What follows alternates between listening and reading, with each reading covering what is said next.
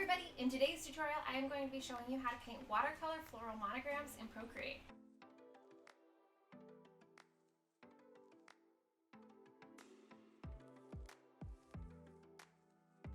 I am so excited to share today's tutorial with you. I've been tossing around the idea of doing something like this for seriously months because the brushes that I'm using in today's tutorial are from a brush pack called the Everything Watercolor for Procreate brushes. They are by Uproot brushes, and the creator Abbie is actually somebody whose brushes I featured on my channel way back when I first started making Procreate tutorials. So purchased it back in June, have used it really consistently in the months since, and recently Abbie updated it to have dozens of new brushes specifically designed for Procreate 5's new brush engine, meaning that they're more dynamic, realistic, and powerful than ever before. So it seemed like a really perfect time to show you some of the techniques that you can use with these brushes, as well as show you what some of my favorites are. You can follow the link in the description to check out this brush pack. The tutorial that we're going to go over today only features a handful of the brushes included, but there are so many amazing brushes, along with a bunch of paper textures, and we'll dive into all of that. So let's get into the tutorial.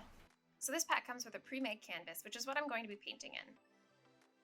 The first thing I do once I'm in the canvas is delete the info layer, and then I go into the paper texture stack to choose which texture to use. Today I'm going to be using the hand-pressed paper texture, so I'm deleting all of the other ones.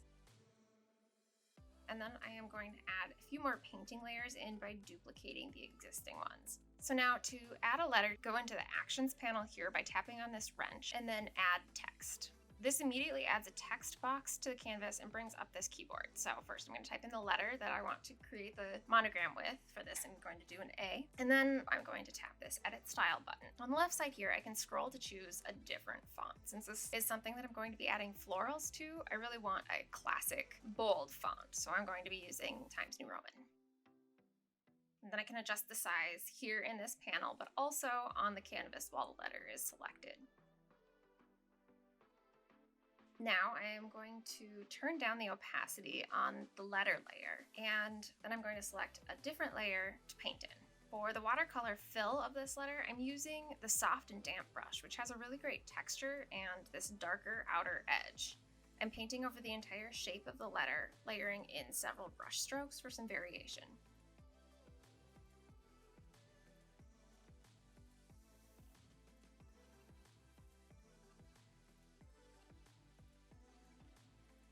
Next, I'm going to go into the Layers panel and choose the text layer, and then I'm going to tap once more on the layer to bring up the side menu. I'm going to hit Select, and it'll select all the contents of the layer.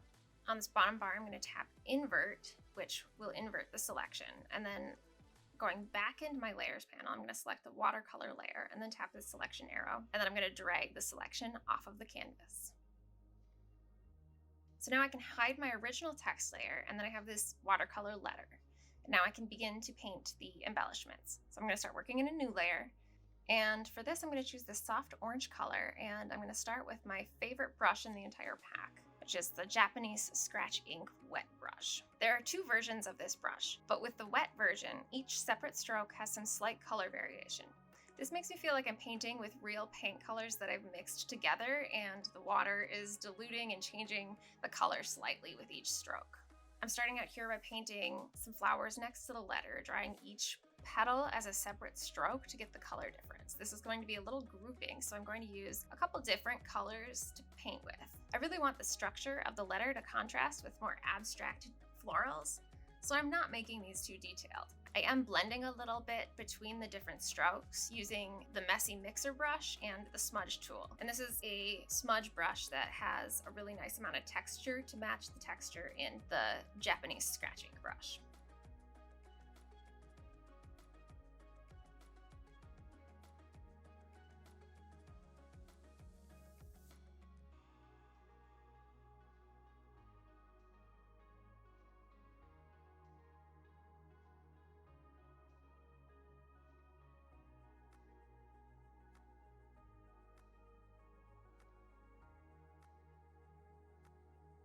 When I'm painting floral compositions like this, it helps to move things around sometimes. So to do this, I'm going to tap this selection tool up here and use the freehand setting to outline the flower. Then I can drag it and rotate it around to where I want it.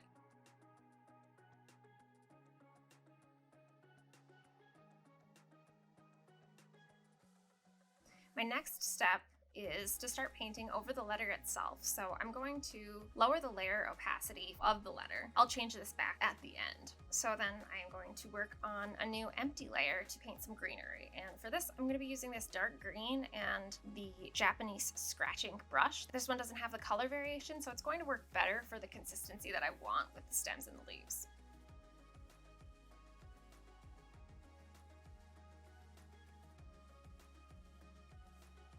Painting these big leaves is really fun with this particular brush because the shape of the brush itself looks just as though I were painting with a real brush. For this big leaf that overlaps this flower, I'm going to go ahead and use the eraser tool with the messy mixer brush to just remove the overlap. Next, I'm adding in a new layer, and this one I am going to have the blend mode just set to normal because I'm using a light color and I want to add some variation and highlight to the leaves. For this one, I'm using the school paintbrush for this, which lets me slowly build up the color without needing to blend it all in.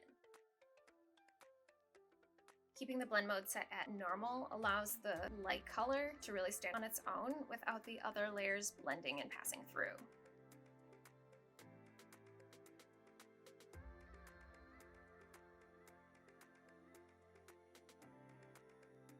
Now I'm going to go back into the greenery layer from before, and I'm going to paint some different leaves. This time I'm using the Brushy McBrusherstein brush for some nice variation.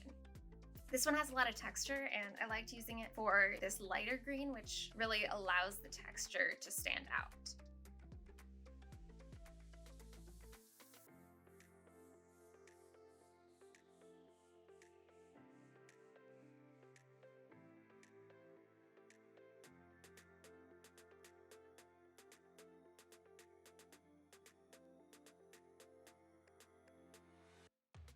I'm also going to be painting in some more blossoms on these empty stems up here.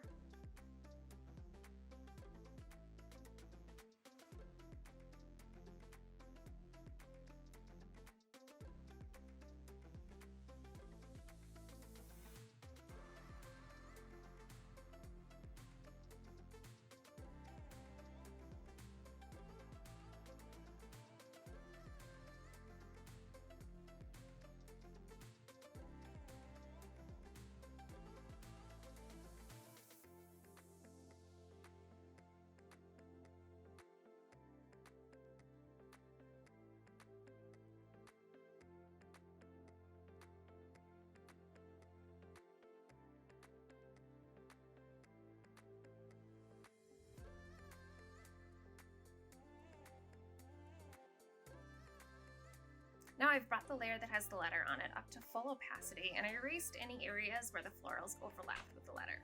So for my last step, I'm going to be using some of the splash brushes in this pack to add some splatter and droplets around the art. I like to use the splatters with both the brush tool and the colors that I used in the painting, as well as the eraser tool to add some variance and texture.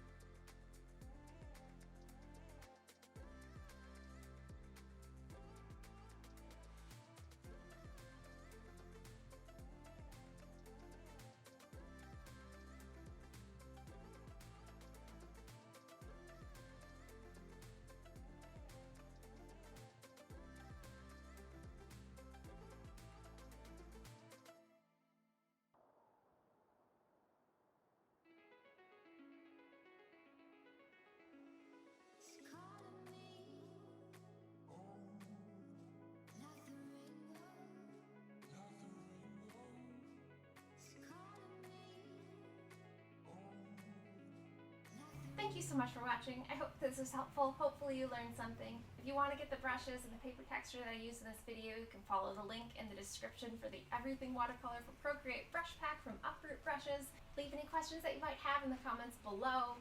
Feel free to give this video a thumbs up, that helps me out, and feel free to subscribe for more. I put out new videos weekly-ish. Thanks again, I'll see you in the next one.